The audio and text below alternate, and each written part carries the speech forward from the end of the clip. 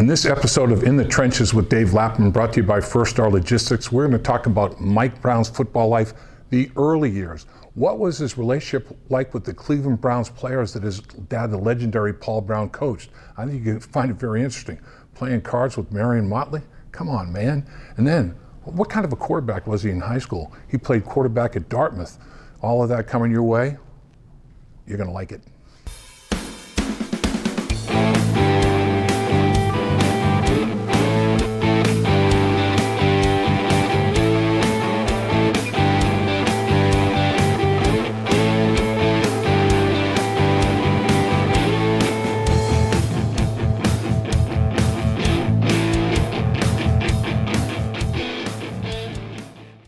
Welcome to In the Trenches with Dave Lapham, brought to you by First Star Logistics. And today we're at Paul Brown Stadium with Mike Brown, owner of the Cincinnati Bengals. And Mike, appreciate the opportunity to visit very much, and appreciate the opportunity you gave me and my family many years ago to play for the Cincinnati Bengals. And it's been a great experience playing and now broadcasting with the team, and truly appreciate it. But we're going to do This is Your Life, Mike Brown, a little football life of Mike Brown here. And I'm sure people are going to hear things that they haven't heard before. We're going to take you all the way back to your high school days, and let's do that first of all. Actually, I want to go back even a little further than that. Let's go back to the Cleveland Brown days when your dad was coaching the Cleveland Browns, and all the great players that played for the Cleveland Browns. And young Mike Brown, who obviously had a love of his dad and a love of football, what was it like being able to converse and meet these, legends, these heroes of all the kids in that generation? Oh, they were my heroes. The Browns had a great team and great players. I have so many memories.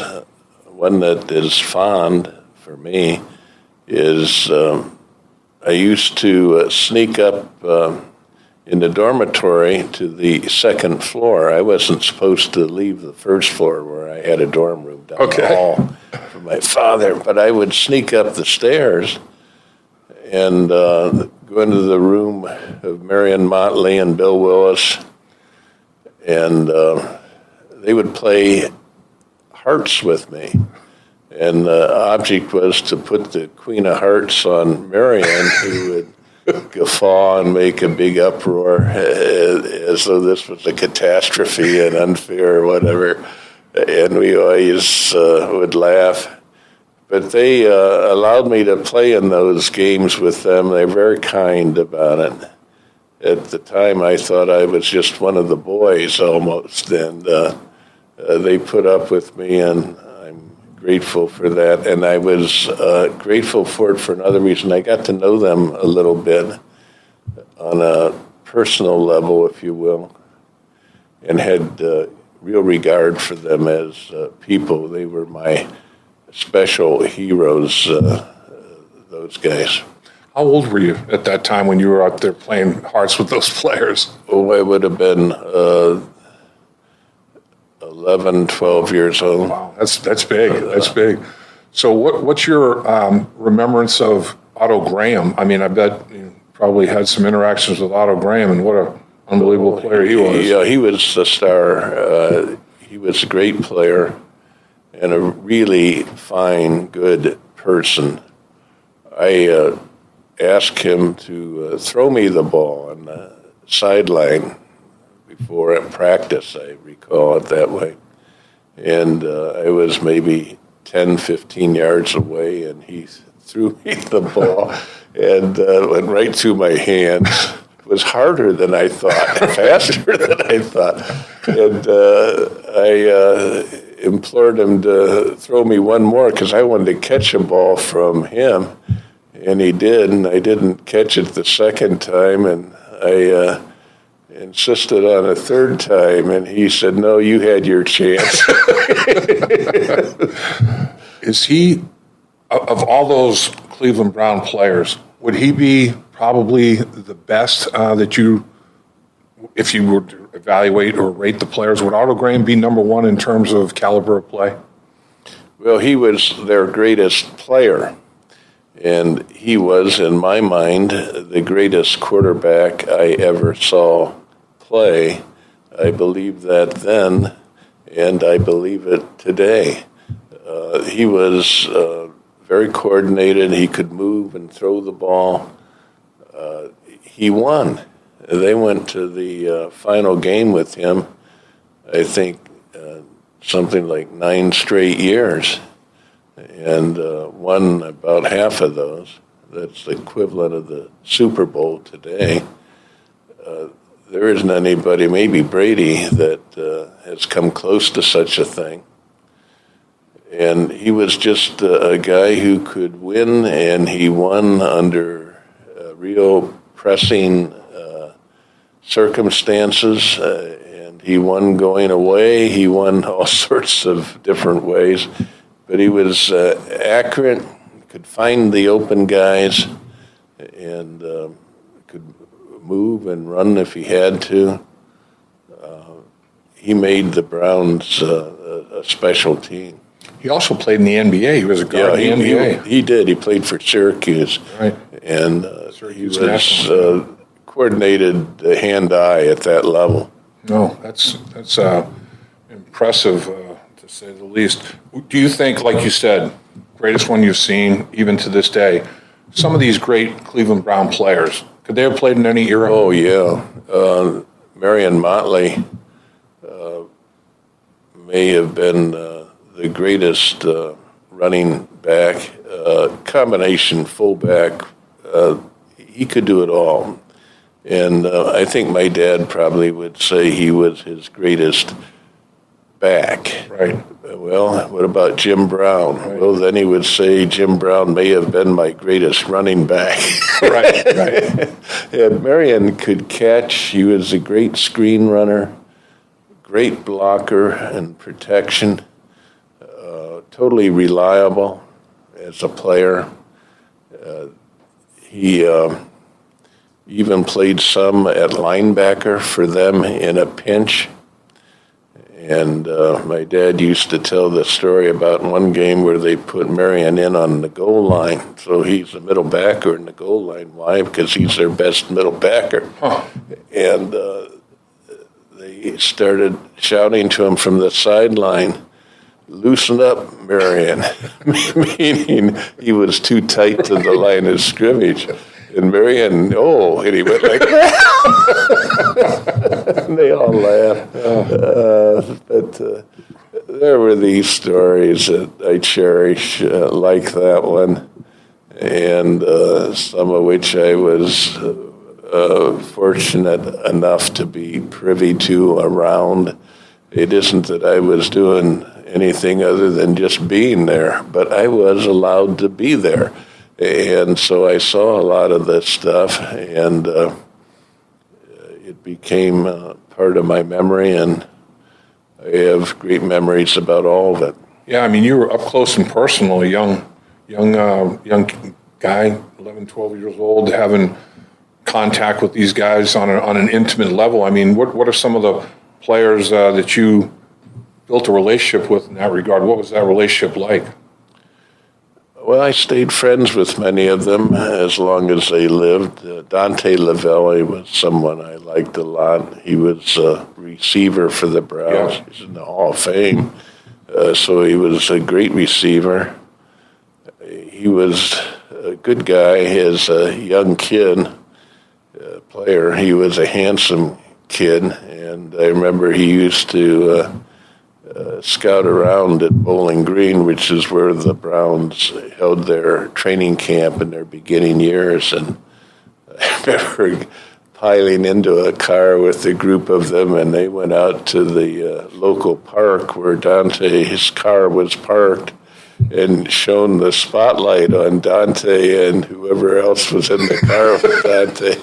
And they thought that was hilarious. And so I thought it was hilarious because, Sure. If they thought so, it must be. They were kind to me. They allowed me to come up and sit in with them. And, it was such that I thought I was one of the gang. They were just being kind to a young boy. and I treasured the relationships I had with them all my life. They're gone now, but they were good people. It was a good thing for me to experience. My father taught me early on that everyone deserved the same opportunity, and he believed that. Those guys were, they broke the color barrier in pro football. Mm-hmm.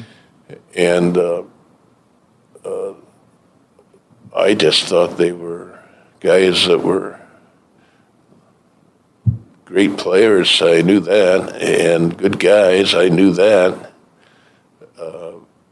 but I didn't think about anything having to do with race or anything having to do with breaking cultural barriers. They were just guys on the team, important players, and good people, and they were kind to me. Yeah, that's an interesting point. I mean, Paul gets recognition for a lot of things, your dad, Paul Brown, but that is something that I think people don't forget necessarily, but don't think of when they think about everything that Paul Brown did. Like you said, breaking the color barrier. Right around the time of Jackie Robinson was all around that same era, wasn't it? And it was before. Yeah, the year before Jackie Robinson came into baseball, my dad brought Bill Willis and Marion Motley into the Browns. Oh, the year before. And one time, many years afterwards, we were riding over to the Combine in Indianapolis. My brother Pete, my father, and I. And he began telling stories and commenting on his career and his childhood, and a wonderful conversation. I wish to God that I had been able to preserve it in some way. But one of the things he said was, as we were driving over, that people like to give him credit for breaking the color barrier. And he said he didn't intend anything that had to do with cultural norms. He just thought these guys were the best players. Right. And that's why he wanted them, because they would help the team, and they were the best guys to help the team. Right.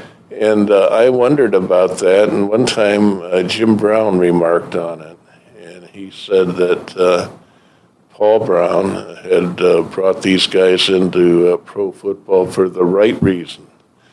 They were the best people for the job, and that was why they should have been brought in, and not for some cultural reason or statistical reason or whatever else. Just because they were the best people for the job and deserved the opportunity. And that's what my father did. He never bragged on it, never talked about it, but he did do it.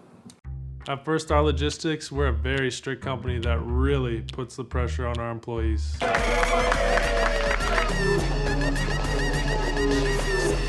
Breaks? What are those? That's what I'm talking about, Icky. Get the body right, then the mind's right. You know, gotta get that body right. That's right. Yes, sir. Become a star with a chance to earn the highest commission percentages in the industry as a freight broker agent. Check out firststarlogistics.com. So let's talk about Mike Brown, who is throwing the ball on the sideline with Otto Graham. Now you're in high school and you're playing quarterback. Give me a scouting report on Mike Brown, quarterback. I wanted to be a good player. I'm not sure I was. One of the fondest memories I had was as a sophomore in high school. I guess I'm 15 years old. And the sophomore team in those days was separate from the varsity team. We were a year away from being able to play varsity football back then. That's how they handled it at our school. So we were playing our rival, Cleveland Heights. I went to Shaker Heights right next door. They were two communities that were side by side in the suburbs of Cleveland. And we got way behind. And I thought, well, this needed to be changed somehow. So this is in the middle of the game. I told our guys, it was the third quarter, I said, we're behind, we got to catch up, and I'm going to change the offense. And I put in a spread offense on the field, and I said, you just go over here, and you go over here, and you do this, and you do that. You guys block in the normal way. And, well, we went up and down the field. We scored to the point where it was about 28 to 27 or something. We were close. We didn't win, but we came very, very close.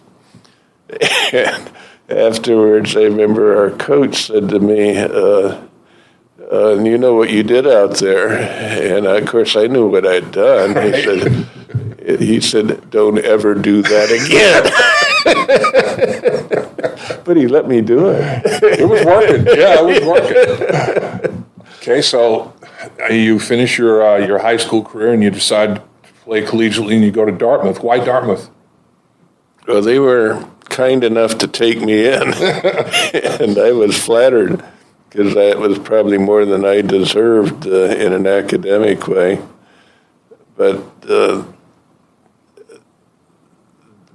at one point, prior to going there, I had read these sports magazines, football magazines, and came to know that Dartmouth was losing its quarterback.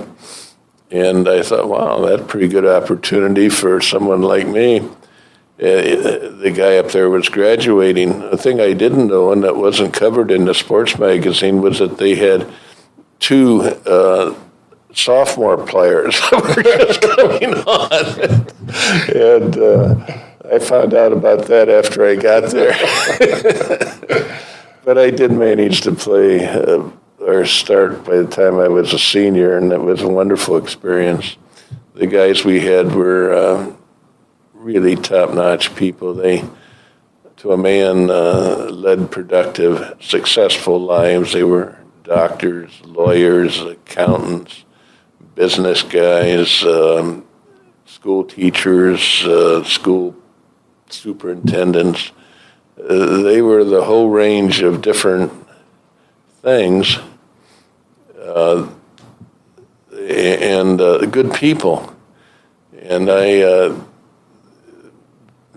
got to know them well. When you play football, even at our level, Ivy League level back then, I swear, one thing you do know is you find out about people. You find out who can try harder than somebody else, who can withstand it better, who competes better. You get to know them on a basis that is special.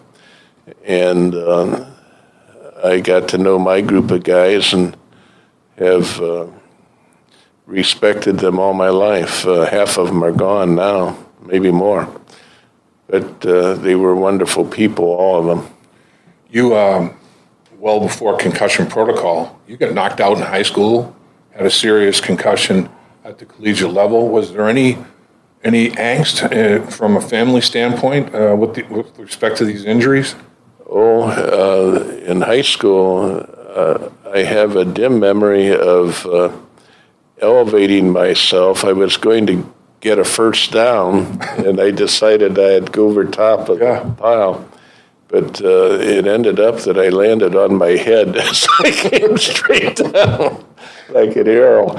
And what I remember was waking up in the locker room on a gurney, and my mother was there. And I told her, she couldn't be there. This was the locker room.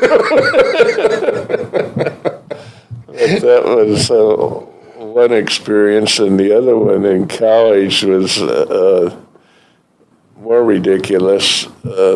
I handed the ball off to the halfback, who took it in the old standard fashion, and for some reason, his elbow literally hit me just right on the side of my chin and knocked me out. Really? But it was one of those knockouts where you aren't conscious, but you're functioning. And I guess I did some things that weren't too good, and they took me out of the game, but all I remember is being in the locker room at halftime, and the coach said, Brown, will you be ready to play in the second half? And, oh, yes, Coach, I'll be ready to play. I said, but there's one problem. I don't remember any of the plays. If you just give me the playbook, I'll learn it right away. He looked at me and knew better, and that was the end of that. I'm playing college football. The NFL draft, 1957 draft. Chicago Cardinals have an interest in drafting Mike Brown. Tell us about that. Well, in those days, they had about 30 or 32 rounds. I don't remember. It was the same number. There were fewer teams in the NFL, the same number of picks. Right. And you had 3 minutes per pick. And we got to the last round of the picks, and one of the Cardinals representatives came over. In those days, the draft was held in the big ballroom in Philadelphia where the commissioner lived, Burt Bell. He didn't want to travel, so everyone came to Philadelphia for the draft. It was held in this hotel ballroom. Each team had its table, a round table, and they'd have 2 or 3 guys, or rarely more, at the table. And my dad was at the Browns table, and this scout or representative from the Cardinals, Chicago Cardinals back then, came over and said to my father, Paul, we would like to draft Mike, but we didn't want to do it unless it was okay with you. And my father said to them, well, I'll make you a deal. If you don't pick him, I won't either. That was, of course, the right decision. I realized that in hindsight. and so ended my NFL career. Why Cincinnati? I mean, Paul, obviously, Ohio State, great success there. Massillon even before that. Cleveland, Cincinnati being in the state of Ohio. Was that a factor? Hope that you enjoyed part 1 of Mike Brown, the football story, as much as I enjoyed bringing it to you. But stay tuned for part 2. It's coming up, and it's going to be Mike Brown, the Bengal years. Hi, Dave Lapham here. Have you heard about In the Trenches with Dave Lapham, presented by First Star Logistics? Catch new episodes from the world of sports and broadcasting. Search for In the Trenches with Dave Lapham on YouTube or wherever you get your podcasts.